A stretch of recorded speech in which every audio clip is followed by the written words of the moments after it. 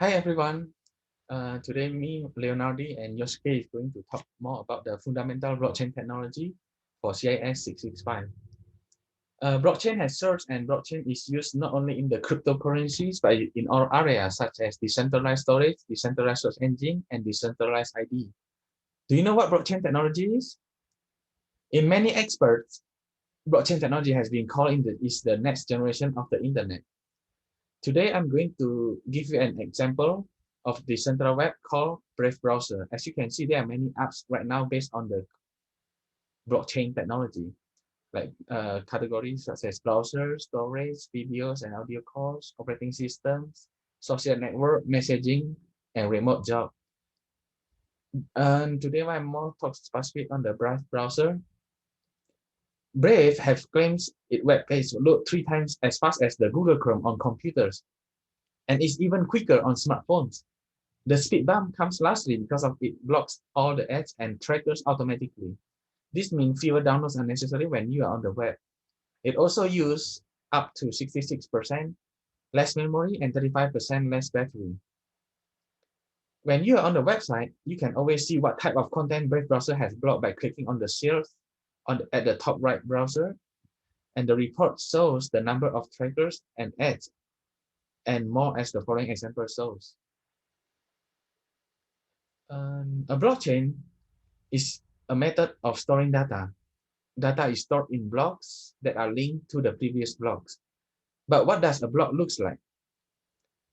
Each block contains of one, the data of the transactions. Second, the unique fingerprint for all the data in the block called a hash. And the third one is a hash of the previous block data. And what does each of these items mean? Data in the block usually consists of transactions. A block can contain hundreds of transactions. For example, Ali sent Bob $100 is a transaction in the block. A hash is a unique combination of letters and numbers. It is like a fingerprint for the data in the block and is always unique to every block in the blockchain. When the data in the block changes, the hash will also change. Hence, in one transaction, if the amount being sent from Alice to Bob changes from $100 to $50, the hash of the block will completely change too. A block also contains the hash of the previous block, hence forming a chain structure. Combining the above three together, this is what a blockchain will look like now. If a transaction in any block changes, the hash of the block will also change. When the hash block changes, the next block will show a mismatch with the previous hash that was recorded by it. This gives the blockchain property of being tamper resistant, as it becomes very easy to identify when the data is blocked has changed. Hashes can be seen one action right here. But try entering orange, capital O, and then with the small letter orange, see how a simple change in one alphabet is completely changed the hash. Additionally, this link can be used for how hash secure in the entire blockchain. For example, this is the blockchain demo. As you can see, I put the same information with the capital orange. It shows what is the hashtag over here. But with the small orange, once I put it, it will show the different hashtag, even though we have the same information. Okay, and Yosuke will talk more about the blockchain. Blockchain has more property which makes them secure. A blockchain is not stored on one person's computer. Instead, it is stored in a large network of computers called peer-to-peer network. A computer on this network is called node, and every node will have a copy of the blockchain.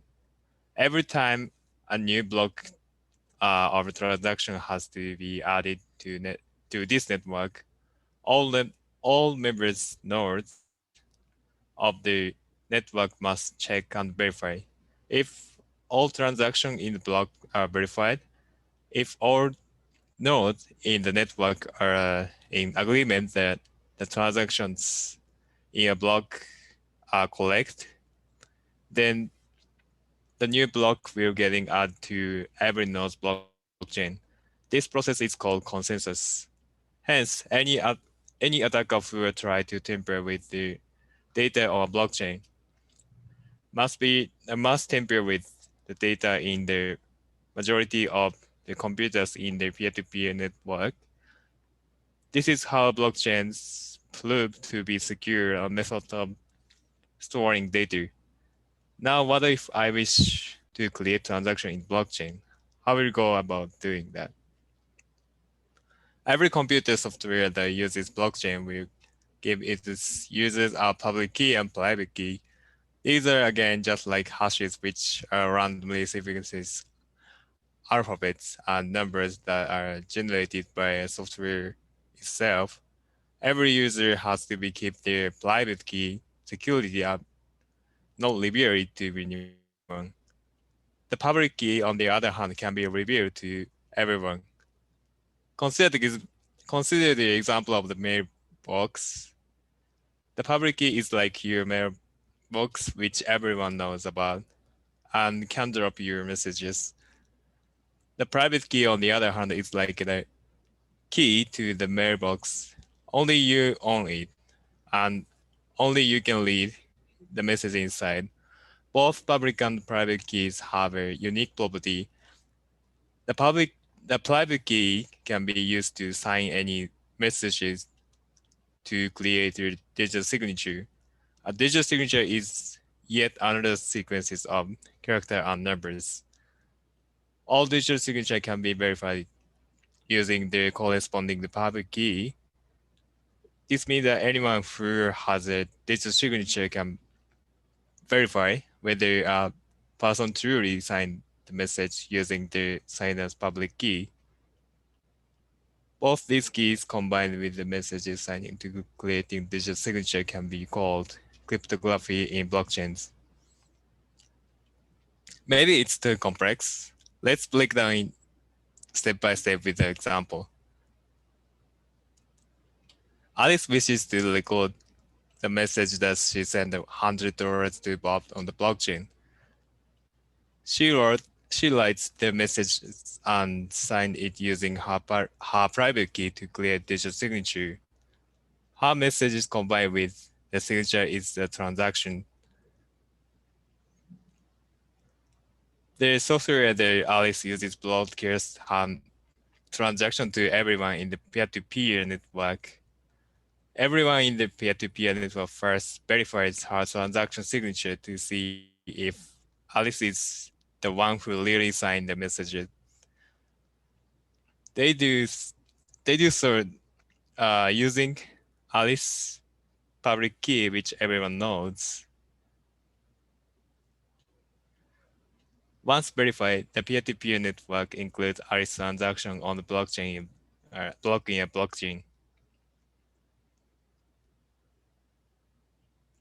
When the peer-to-peer network reaches consensus after verifying all transactions, the block with Alice's transaction get included blockchain. Once included, Alice's transaction cannot be changed by anyone so easily. I wanna example the specific concept from peer-to-peer networks such as proof of work and proof of stake, maybe proof of authority and consensus. But it takes so long time. So if you wanna know and any question, just let me know. Thank you so much. And if you want to know more, this demo that Leo previously explained that we put here is nicely, so you can click and try it. Thank you so much for watching video. Thank you.